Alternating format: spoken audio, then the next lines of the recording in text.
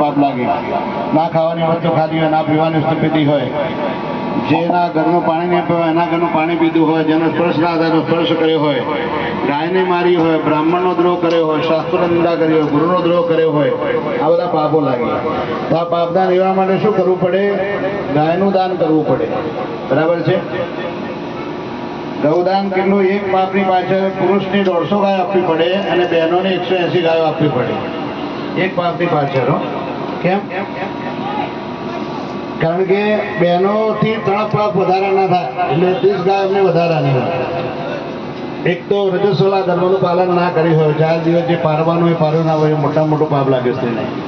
પછી પોતાના સાસુ સસરા અને પતિની સેવા ચાકરી ના કરી હોય અને પોતાના સંતાનને જન્મ આપીએ તો એને પોતાના દૂધનું પાન ના કરાવી હોય, તો આ 3 પાપ વિશેષ લાગે. બરાબર છે? હવે આ બધી ગાયનું દાન તો કરી શકવાના નથી. અહીંયા ગાયનું દાન કરવું પડે, એ પણ શક્ય બનવાનું નથી. તો ગાયને ઘાસ નાખવાનો સંકલ્પ લેવાનો છે. બરાબર? પાદપુચ્ચૈરણ્યપેન દ્રવ્ય દ્વારા યથા શક્તિ યથા ભક્તિ યથા મતિ અનુસાર પૂર્વકમ યથા કાલે ગૌગ્રાસ દ્રવ્ય અહમ ગામિષ્યે.